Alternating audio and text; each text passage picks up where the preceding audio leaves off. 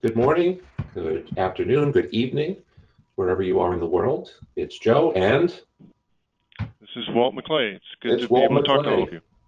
And we will start pretty much at the top of the hour. But for my webinar alumni, you know what time it is. It's time to say, hi, Joe and Walt, and we can hear you and we can see you. Let us know where you're calling in from, and that we can get to know our audience a little bit. I see Dr. Arlen Ward is on the call. I wrote about him yesterday. And he did a great job with that presentation, I thought. And let's see. Hello, Ben. I see you out there in New Jersey. Deb, hello. We'll see you in San Diego. Hello, Don. A couple of faces I know. Julio's on today. Good morning. So far I'm seeing, hi, Randy. I'm not seeing oh, maybe it's here. There we go. I'm seeing a lot of Americans I know. Do we have some out-of-towners, as it were?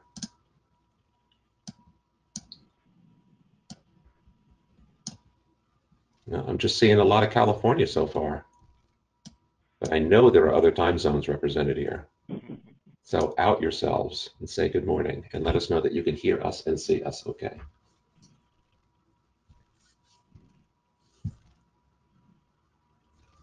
I don't know, Walt. Maybe we have a shy bunch this morning. That's okay. Okay, Rob's calling in from London, home of the Jaffa cake and the dairy milk and the West End. I'm quite the Anglophile. Ed's calling in from Connecticut. We got New Jersey. Pete is also calling in from London, where it's 5 o'clock now. My East Coast friends. Okay, well, the others are a bit shy this morning. So Well, that's all right. I'm here to do the talking. okay, and hey, Deepu, we'll get questions out of them. I'm sure when you give your presentation. Speaking of which, you can type questions at any time. Walt thinks his presentation will. Oh, Germany. Good morning. Well, good evening. We'll run about 40 minutes or so. We'll have time for questions, and I'll do the official introduction part, and we will get started. So, ready to go. Hi, this is Joe Hage. I have the privilege of leading your medical devices group, now living at medicaldevicesgroup.net. I'm thrilled to have a community there, and I'm thrilled to welcome Walt Maclay. He is a friend, and he has attended a couple of our 10X conferences where I've gotten to know him better. He's presented as well, so I've seen him in action, and I said, you know, young man, you have a lot of good things to say that will interest an audience. And he said, well, I'd appreciate that. And so here we are. I introduce you to Walt Maclay. He is the founder and president of Voler Systems. He's going to talk to us today about what it takes to manufacture wearables these days and things to look out for and the like. I'm going to put myself on mute. I'll let the camera shine on Walt. And Walt, have a good show. Thank you. Well, thank you, Joe. So let me get started. I'm going to be talking about wearable devices, and they're making a lot of changes in healthcare. They're providing more accurate and more holistic health data that's affecting lifestyle choices, health history, symptoms, medication, treatment, and biometric data. The use of data is driving huge changes in healthcare. And patients are empowered to monitor their own health much more than they have in the past. Healthcare providers are improving care, and they're being alerted to health problems that before they become serious. Information is becoming easier to collect and analyze. A lot of this is because of wearable devices, but what's really driving it is advances in AI, in artificial intelligence. But they're working together to provide some really big changes. Wearable devices are being used for lifestyle choices. Individuals are tracking their diseases. They may be tracking exercise and weight loss, or they may be very healthy and monitoring their health because they're interested in staying healthy. In hospitals and at home, health history is being monitored. It's important to keep track of. The hospitals have really good reasons, and people at home do, as I mentioned. Companies that make drugs are actually beginning to be interested in wearable devices for monitoring the effects of their drugs. Both the doctors and the drug companies are interested. And then hospitals have a huge desire to keep you at home but healthy.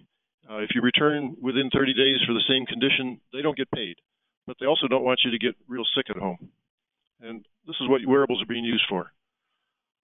So the data is permeating every section. It's in medical research, daily life, patient experience, ongoing care, and prediction and prevention.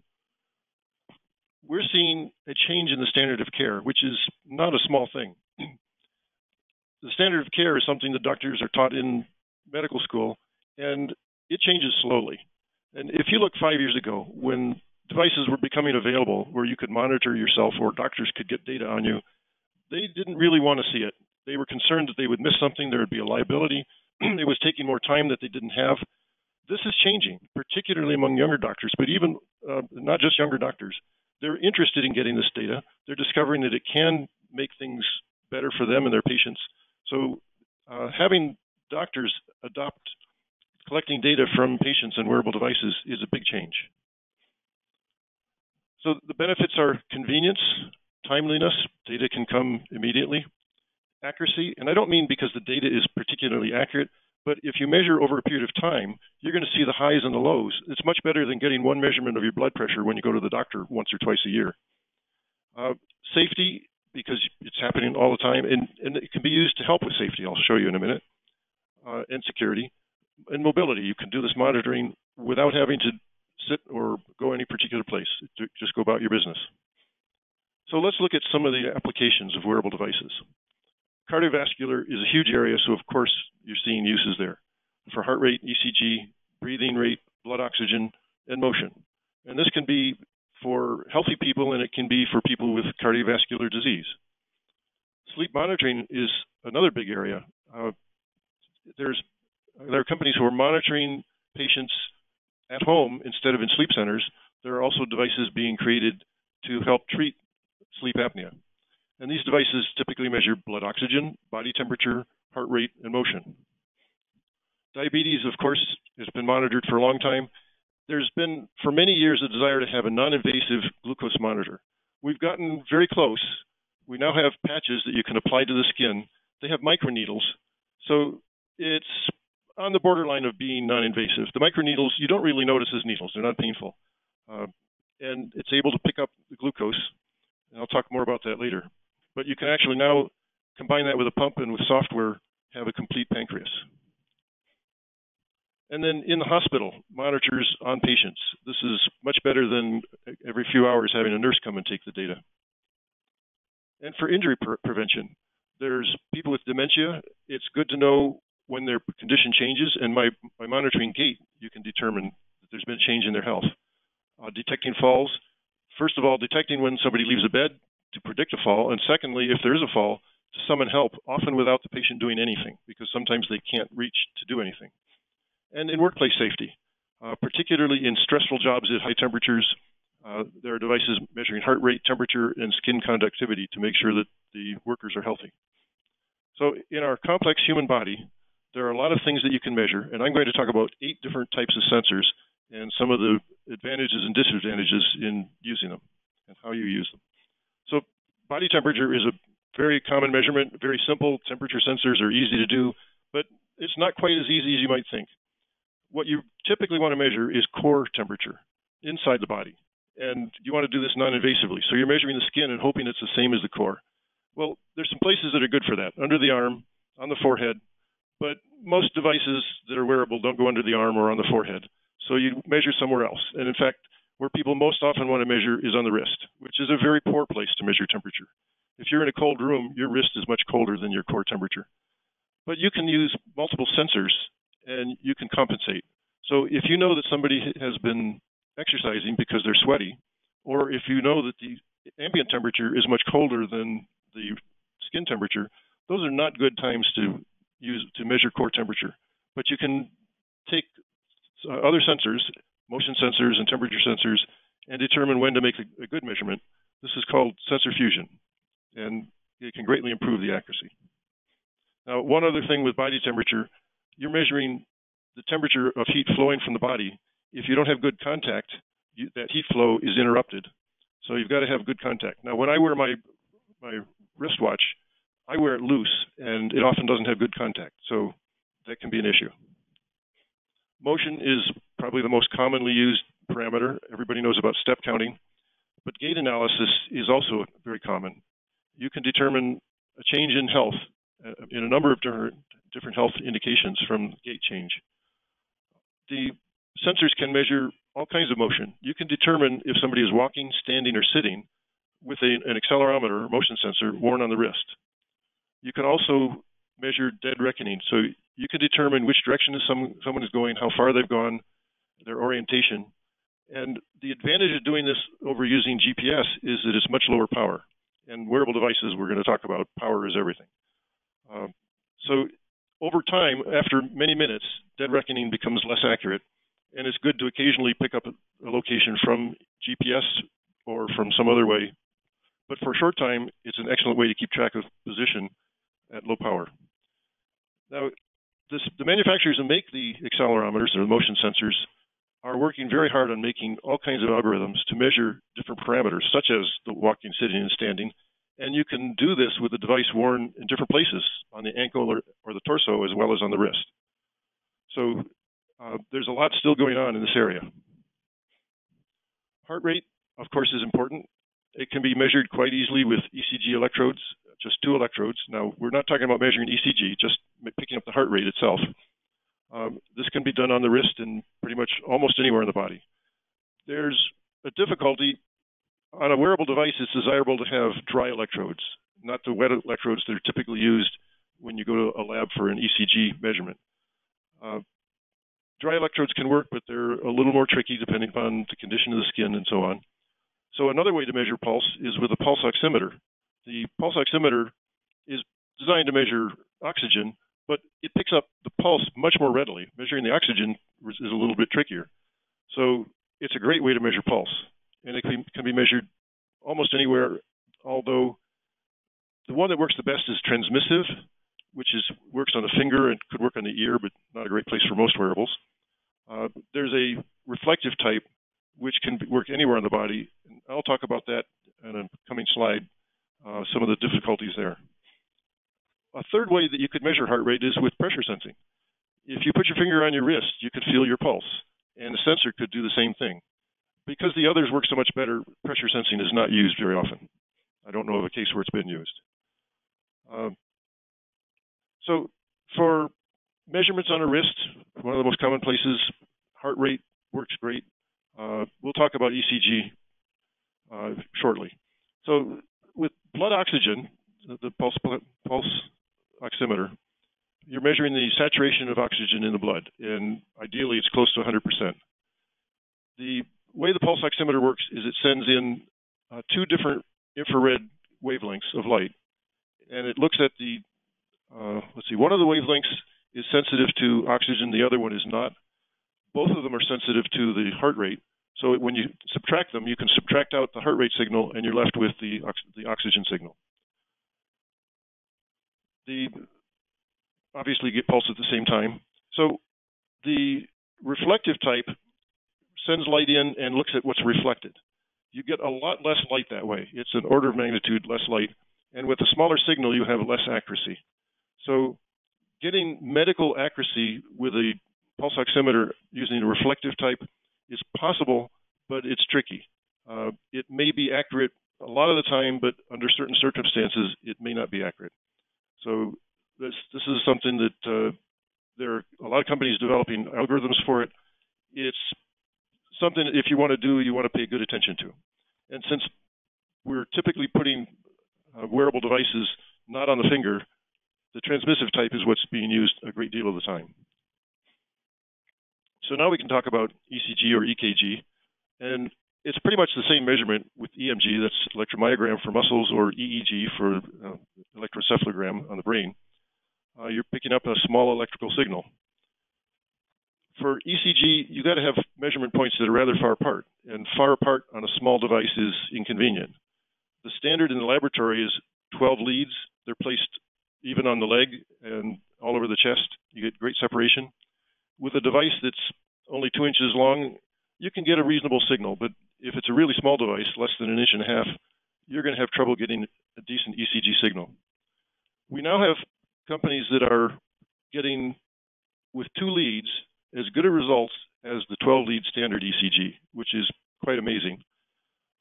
You probably will first think about the Apple Watch, which is on the wrist. And I keep saying that the wrist is a difficult place for ECG. Well, you may not be aware that the way it works is you reach over with the other hand and touch the watch. So it's picking up the signal that's from one arm to the other arm, which is very widely separated. When you take your hand away from the watch, it's not measuring the ECG. So that's why it works very well.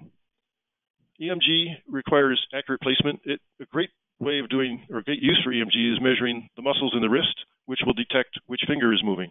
However, if you're off by a few millimeters, you'll pick up the wrong muscle and you'll have the wrong answer.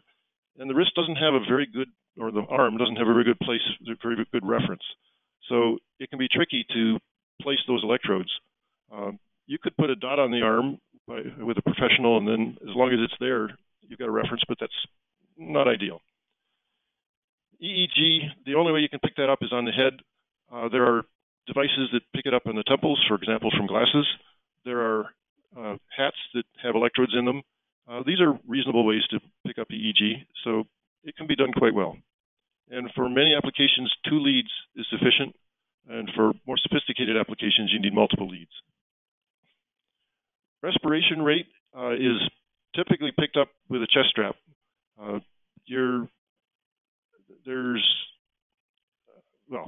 if you got a device that's in a shirt, for example, having a device that measures the change in the diameter of your chest is quite convenient.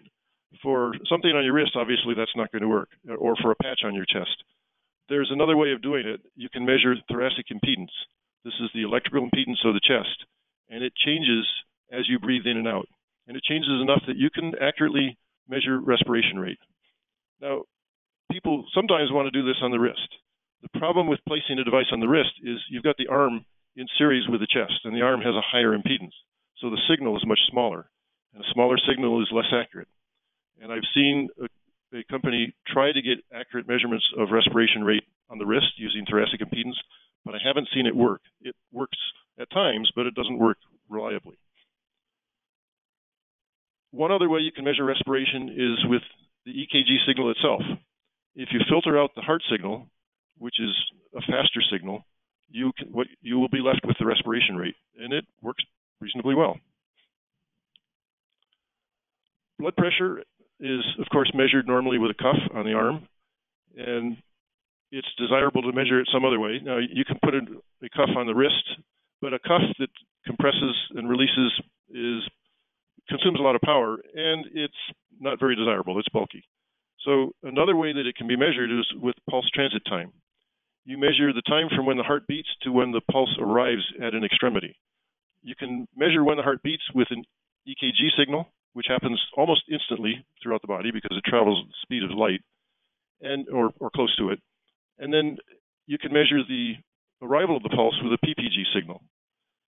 The change in that difference is proportional to blood pressure. It's not as accurate as you would like it to be. It's not medically accurate without calibration. Now, if you calibrate it for a person, it appears that you can get medically accurate results from then on. So just applying it, just putting on the device and hoping for medical accuracy, you can't do. But with one calibration, it can work quite well. One other way of getting blood pressure that's still in the laboratory is from the EKG signal. There's an algorithm that I have not been able to find out what it is. It's using neural network technology that is able to pick up blood pressure, but at this point, not only not medically accurate, even in the lab, but it's not commercial yet. Blood sugar or glucose, an important measurement, very common. And as I mentioned at the beginning, we now have patches with microneedles.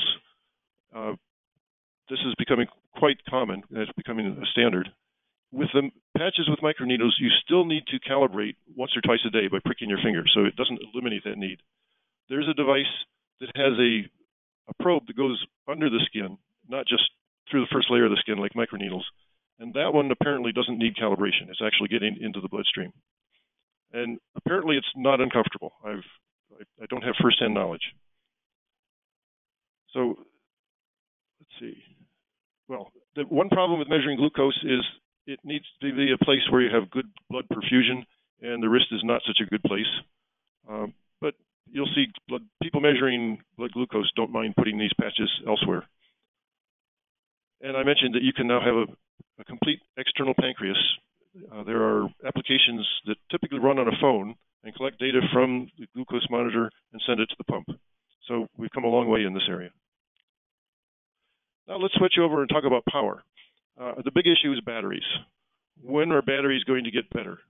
They've been improving very slowly. If batteries had improved as quickly as semiconductors over the last 50 years, you would have a battery the size of the head of a pin that would power your car, and it would cost 1 cent.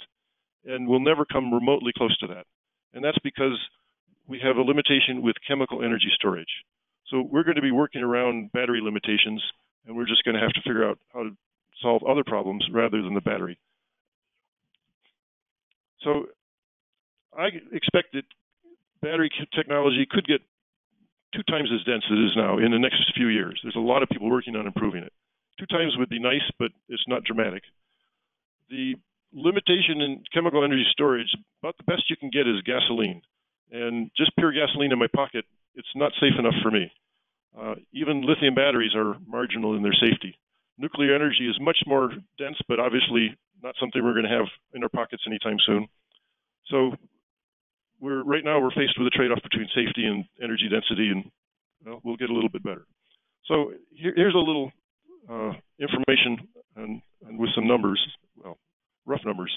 So gasoline, way out there. Lithium, this is a logarithmic scale, so that's a 10 times difference. Lithium ion is half, the rechargeable lithium ion is half of a standard cell, and alkaline is about half of that. Let's see, so with lithium batteries, even there you can have issues. It's required to have a safety circuit on the battery or on a board next to the battery, so that the circuit, if the battery is shorted out, for example, or if it overheats, it will turn off and be protected. However, even with that, if you have a poorly designed battery, you can still have a fire, as Samsung can attest. There can be some real problems. So shipping of lithium batteries is restricted, and if you don't have a safety circuit on a device, you can't ship them by air. So safety is definitely an issue.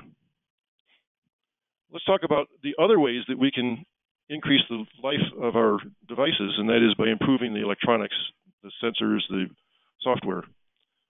So ideally, when you have data collected on a wearable device, you'd like to send it directly to the cloud. This is the way your phone works.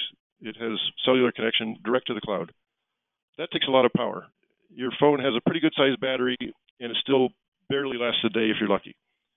So another way to do it is through a gateway, such as Wi-Fi. Wi-Fi devices are less power. They're not transmitting as far. Still a fair amount of power. And then what is typically done in the vast majority of wearable devices is to connect to a mobile phone.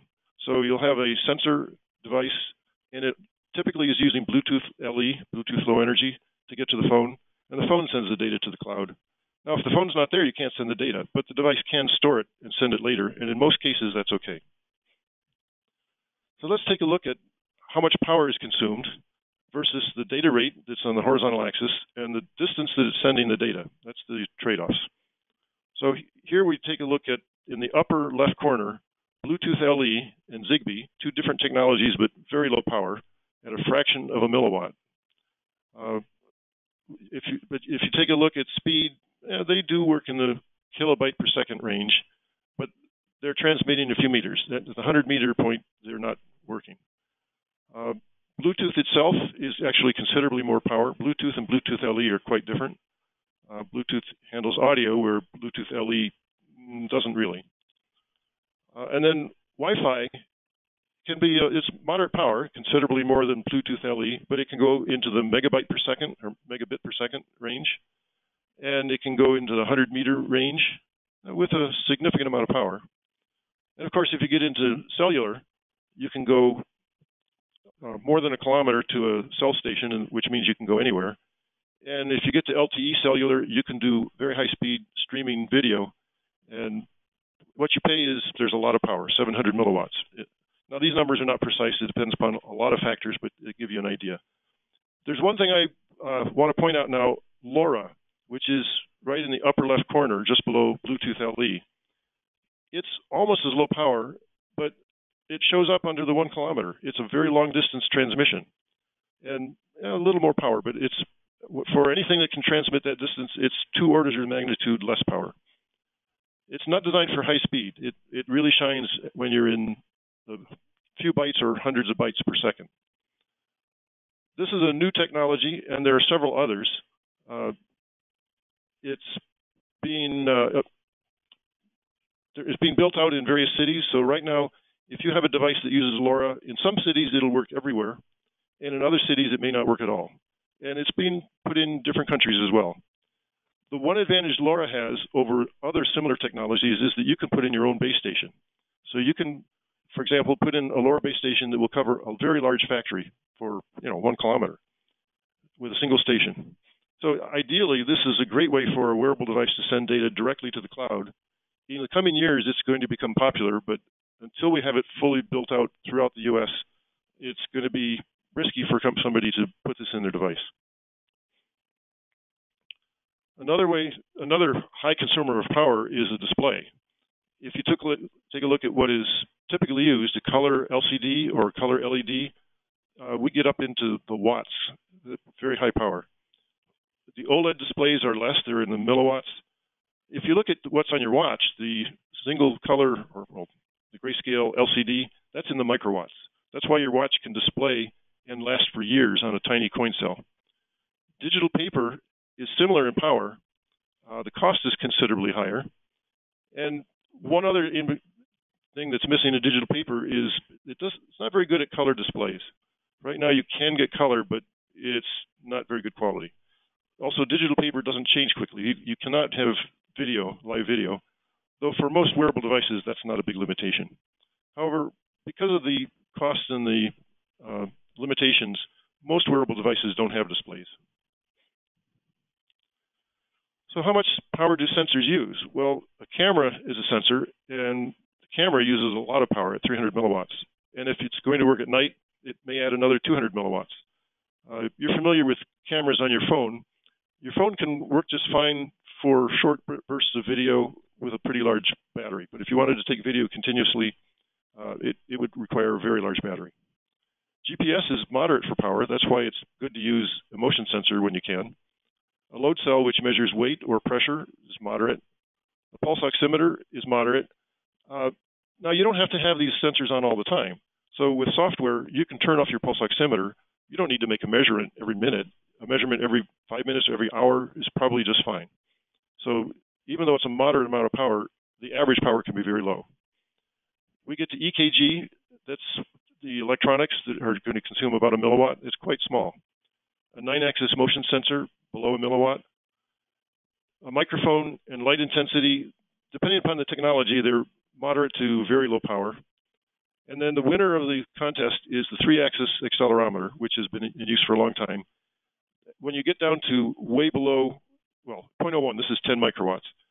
At that point, people will use the accelerometer continuously and shut off everything else, including the microprocessor. And when you detect motion, it'll turn on the microprocessor, which then checks other sensors and decides if something needs to be done. And if nothing needs to be done, it quickly shuts everything off.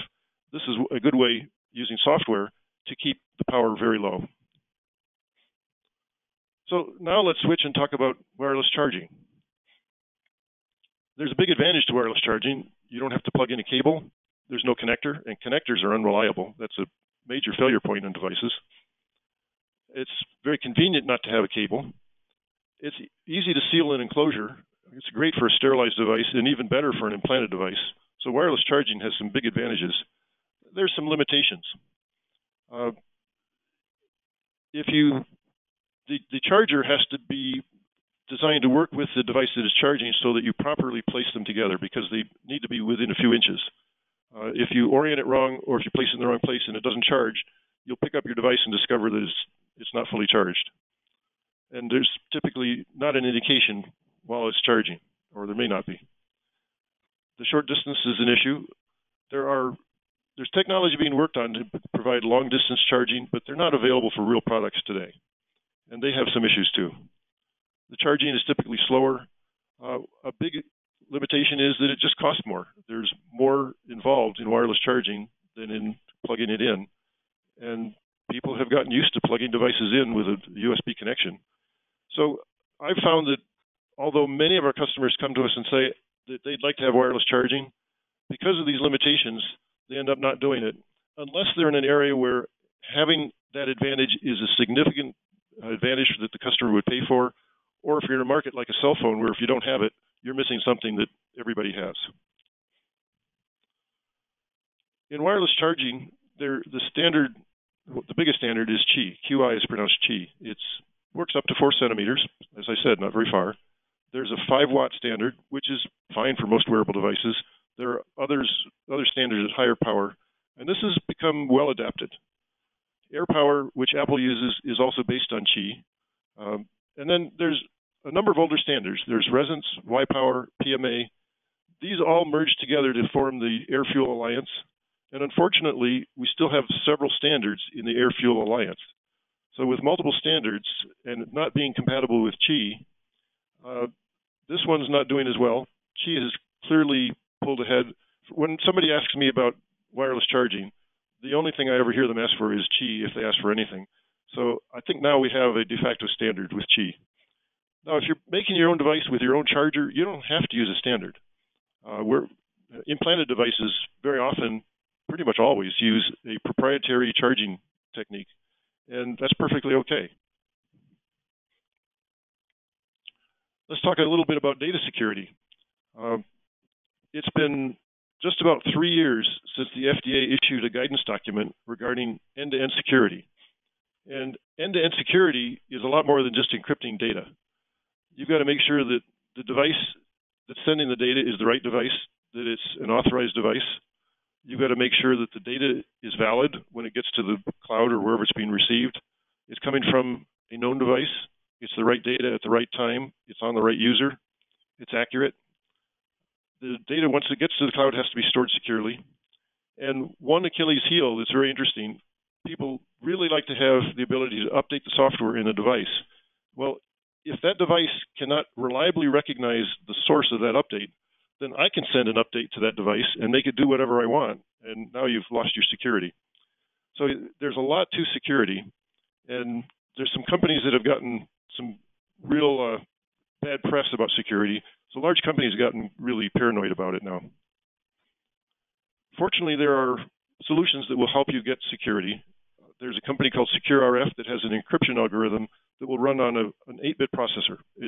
So it's very simple, slow, low-power processor. Intrinsic ID has technology, and others do, that will generate the secret key from the way that the SRAM powers up. So you don't have to put a secret key into the device. Every one is automatically different from every other one. The Secure Push Corporation provides end-to-end solution. They have the system on a chip, they have a mobile app, they have cloud service. So it's getting easier and easier to get the kind of end-to-end security that you need. Now, let's switch over and talk about FDA clearance. There's these things here probably everybody is aware of if you're involved in medical devices. When you're designing a device, you've got to follow design controls. You need to have careful written requirements. You need risk analysis. You've got to verify that the device meets those requirements. You've got to validate it very often, not every time, with testing that may be human testing or animal testing.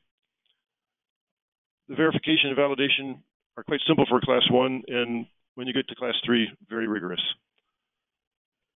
It's a very good idea to work carefully and closely and openly with the FDA. The FDA is actually a pretty good organization for a government organization, and by and large is trying to help people. But you know, if you hide things and if you do things illegal, they're not trying to help you. Then they become your enemy.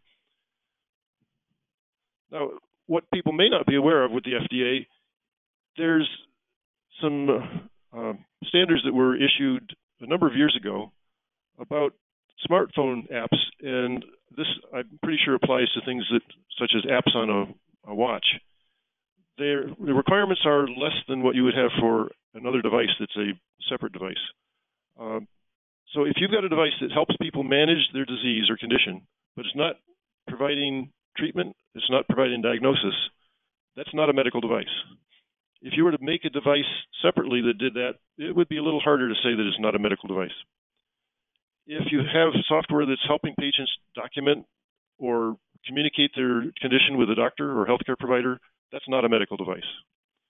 And if you have a device that enables patients to interact with their electronic health records, that's not a medical device. Also, a device that automates simple tasks for healthcare providers. What exactly that is somewhat open to, it's somewhat subject to interpretation. But these are all things that if you put them into an app, or perhaps put them into an app on a smartphone, you can get a little more leeway. If you put them into a device that you made that attaches to the chest, for example, you got to be a little more careful. So the sensing and transmitting devices like that are subject to the same rules as other medical devices. So I'll just mention what we do for just a minute. We make devices with sensors. We do really well with wireless communication of all types. We're experts in wearable devices and particularly batteries. We know about wireless charging and security. And we've got a device called the Universal Health Sensor Platform. It's a pre-engineered platform that allows you to quickly connect sensors and make measurements. It can accurately collect the data. It's got reasonable power. It has wireless transmission to get to the cloud, and small enough that you can place it on a person. And it's designed to quickly get the data to the cloud, to a smartphone, USB, or a laptop. This is important where you want to find out which sensor will work, where you should locate it on the body, or if that measurement will even be successful at all. And with the Universal Health Sensor Platform, you can do this at a quarter the cost of actually going out and designing something from scratch. And of course, you can do it much faster. So what does success look like when you use Voler? Well, we designed a product where in 6 months they built 500,000 units, and 500 of them didn't work. They were able to ship all the others. This is due to careful design and careful transfer to manufacturing. So I've completed the presentation, and now we've got plenty of time for questions. So I'll let Joe assist in getting some questions answered. I'm back, and thank you. And I don't know if you timed your presentation, but that was a perfect 40 minutes, so thank you. Our first two questions come from Andrew. He asks, is digital paper equivalent to a PDF? PDF, that's a type of file on a PC. So digital paper is a technology that it's a display. It's actually a physical device. There's more than one name. The other name's escaping me at the moment.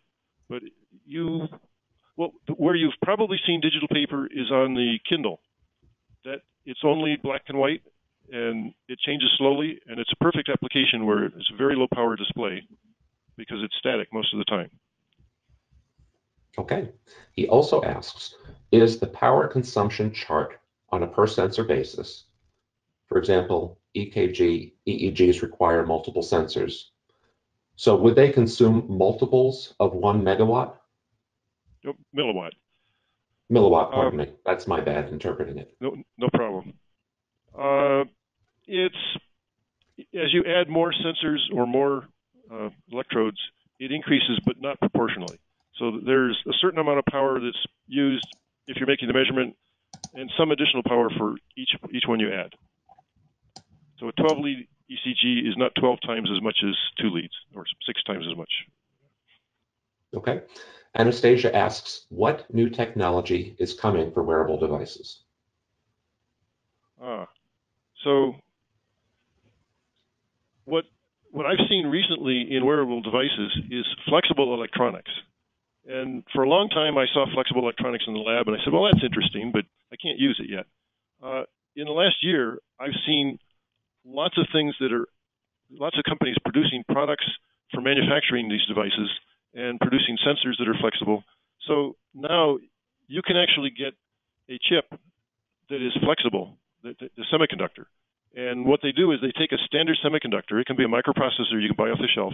They shave it down till it's so thin that it can bend. And you can place that on a flexible substrate. You can get flexible components of other types. So you can actually build a real functional device, like a For example, a microprocessor with sensors and wireless transmission, and it can be flexible. What we don't yet have is stretchable electronics. Some things are stretchable, but stretchable chips we don't have. But just the fact that they're flexible makes it much easier to place these on the body and to be comfortable. So that's one big change that we've seen. And with, I don't know how you're going to make stretchable electronics, but I didn't know how you'd make flexible electronics. So that could be coming in the future. Okay. Our buddy Jeff Gable, you met him in October at 10X, says, "Hi, Joe and Walt. Jeff Gable here. I know your focus is on wearables and med devices, but are you aware of significant low-rod deployments in manufacturing settings? For example, a huge number of simple sensors installed throughout a factory manufacturing line?" Yeah. So I'm thinking of several things. In factories, people are starting to wear wearable devices to monitor people, particularly for health and safety. But yes, throughout the factory, there are a lot of sensors being installed. This has been going on for a long time, and it's growing. For example, you may have cameras monitoring what's happening in a manufacturing facility. That's very common. They'll take pictures of exactly how something was assembled and even compare them with how they should be assembled. You can have sensors making other measurements, anywhere from temperature to physical measurements of distance and weight. You've got wireless devices. A really big application is in a warehouse where you've got robots picking up equipment and parts, and you've got wireless communication that's keeping track of what's been picked up and where it is. There's a lot of sensors being placed throughout the factories. Andreas, who has a question, also added that this was a great presentation. And yes, to everyone, we will make the slides available. The question is, for blood pressure, did you mean purely EKG-based measurement to derive blood pressure, or rather PPG-based? In the laboratory, there have been successful measurements of blood pressure just from the EKG signal. It sounds pretty amazing, and I always take things in the lab with a grain of salt. Sometimes those things come out and become successful commercial products, and sometimes they never make it out of the lab. But that's an indication of what may be coming in the future. I don't know if I'm pronouncing this properly. Kennedy asks, "Thanks for a very good overview, especially the battery section. What I would stress more is a difference between the heart rate and the pulse rate, which are considered easily interchangeable, but that's not quite correct." So not quite a question, but do you have a comment about that? I think that for all the cases where we've made measurements, our customers haven't differentiated between pulse rate and heart rate. So it hasn't been an issue, at least at this point. A follow-up on Andreas' question, EKG-based only, how does that work? EKG-based what? It was based on... You said heart rate? Pardon me, for blood pressure. For blood pressure. I think I answered that one. Well, you were saying that it's quite remarkable when it happens, and I'm wondering if you know how it happens, and if you can put it in layman's term that I can understand. Unfortunately, when I read about that, there was no description of how the algorithm works, other than it's AI. It's a neural network application. They didn't specify it. Okay. And if they went into the math of it, it probably would go over my head and your head. So for now, I wish I could explain it more. You get, Andreas, you get a 10% discount at the 10X conference because you have stumped the presenter. So congratulations. Actually, I'm seeing a lot of familiar names and faces on the question list, and I hope some of you are in fact considering coming to our next 10X Medical Device Conference. It's May 15 and 16 in San Diego. If you're even thinking about it, write me a little note here so I can follow up with you. My friend Herman asks... I'll mention that those are great conferences. I enjoy them. Thank you. Herman asks, where do you see printed electronics for brand protection and verification against counterfeit wearables using NFC? And for me, remind me what NFC stands for, please. Okay. NFC is Near Field Communication. It's pretty much the same technology as RFID, which has been around a long time. Right. It works at a few inches. Okay. So where do you see printed electronics for going for brand protection and verification? Well, printed electronics is another area where there's been a lot of progress, and it's becoming a technology that you can actually use in devices. So that's happening a lot. RFID, the antennas can easily be printed devices. The center of the RFID is a chip. There's a semiconductor chip that does the actual technology, and right now there's no printed electronics that will replace a semiconductor, or the whole chip. You could do printed electronics in some cases in the lab to replace a transistor, but a semiconductor has thousands or millions of transistors. So you're still going to need that semiconductor. So printed electronics has its place, but it's not the complete answer. It won't replace all the parts. Okay. Fabrizio might have a chance to meet me in San Diego, so that's great. And he asks, what is the biggest roadblock in adopting wearable devices in the healthcare system? Is it reimbursement, technology? What are you finding is the greatest roadblock to adoption? Good question. I'm not sure if there's just one, but one big one is the standard of care. It's taken years for doctors to adjust to doing something differently. And, you can criticize doctors for being slow, but there are also cases where new technology or new medicines have been adopted quickly and we discovered they didn't work or they were even harmful. So being a little slow may be good, but I'm seeing that we're overcoming that now, and the standard of care is changing. The technology, it does take time to get new technology that's not just there, but actually proven. So you've got health organizations that are investigating, but they're taking their time before they actually adopt new technology. So I'd say technology and standard of care are both holding things back. I don't think payment, because there's two classes that I see two cases where devices are being used, wearable devices. One is where the patient buys it themselves, so it's not an issue with reimbursement. And the other is where the health organization uses it to reduce cost, and it's not something they bill to the insurance company. So it's actually cutting the costs. Okay.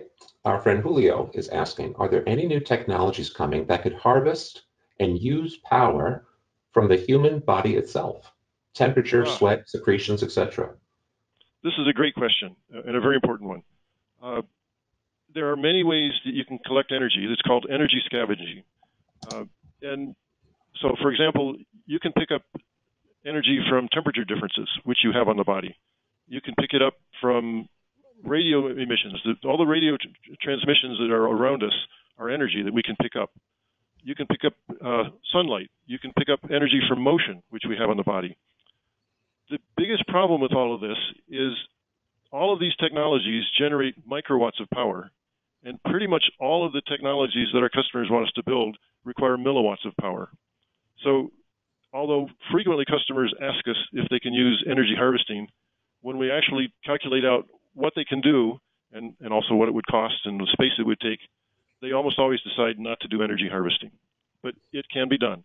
And if you wanted to operate something as low power as a watch, you could do it with energy harvesting. Now, once again, I can get a watch for $10 with a coin cell in it, and if I did energy harvesting, it would cost more. That battery already lasts for several years. So there is not a big push to do energy harvesting. Walter, I think you need to invest and make it happen, and we'll have a Moore's Law thing so that by the time your grandchildren come, they'll be able to sweat and power their house. That's just me. I don't know how big your bankroll is, but that would be, and we could call it Walt's Law. There you go. Yes, Nancy, who I might meet in San Diego. That's great. And I am making the replay available as well. Manoj wants to know, how do you optimize battery usage for continuous SpO2 measurements? These are great questions, folks. Thank you. Yes, they're all very good questions. The first thing I would say is you normally don't need continuous oxygen measurement. Maybe once a minute would seem like continuous, but you could turn it off 95% of the time or 99% of the time and still make that measurement every minute. So even if you're monitoring sleep apnea, measuring every few seconds is probably not necessary, though there are devices that do. One case where you need to do it is if you're simulating a sleep center where you need continuous measurement. So there, I don't know how you can reduce the power. The power is largely the light that you're generating, the infrared light that has to go through the body or reflected from the body. If you don't produce enough energy, you don't get enough back to make the measurement. So you'll just, if you want it to run for 8 hours to make measurements all night, you need a moderately sized battery. We have time for 2 more questions, despite the fact that we have 5 more questions. So we'll get to those too. Ramald asks, what percentage of wearable devices should be medical devices classified, but were classified like healthcare general devices? So I think the question is misclassification, and they really are medical devices, but people are kind of getting away with subverting the definition. Yeah, well, I'll change my answer just a little bit. We often have people come to us who want to build a device, and sometimes they aren't aware that it might be a medical device. Other times, they're trying to decide if it is a medical device or not. And sometimes they're trying to make sure that it either is a medical device or it isn't, because that's part of their brand or part of their marketing. They want it to be a medical device or not a medical device. This is a really big question that happens all the time. And we've got knowledge where we can say, yeah, this one's pretty clearly is or isn't. But when it comes down to it, we often need to involve a regulatory person, and we've got a customer right now where we're waiting for advice from the FDA on whether it's a medical device and what class it is. This is something you want to decide very carefully. And I'm confident there are devices out there that are misclassified. I don't know specific examples, but because it's tricky, it's probably happening. And it's something you want to be careful about, because if you're a small company and you've just started manufacturing and you get a letter from the FDA that says, show us why this is not a medical device, they may stop you from shipping, which probably kills your company.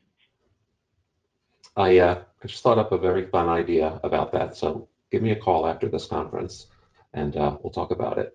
The last question we have time for today is from my friend Doopy, and he asks, do flexible devices have mean time between failure? That's a great question. I wish I knew it. I'm stumped again. This is such a new technology that I don't know. There's a 10% discount to 10X right there for you. Yeah. It cost me a lot of money. I had the expert on the line that you knew everything. Oh, gee. I'm afraid I don't know everything. Sorry. No. But this was a great presentation. I'm getting a couple of notes here saying thank you. Please send slides. Yes, I will get the replay out to everybody. Walt, thank you for sharing your knowledge with the group today. And yes, I promised everyone that I will be getting this out to you very shortly, the slides and the replay. I will see you online. And you are certainly welcome to share the webinar with your teams, colleagues, and I'm sure that Walt will be available for questions afterward. Thank you very much. Absolutely. Have a great day, everyone. Bye for now. Thank you.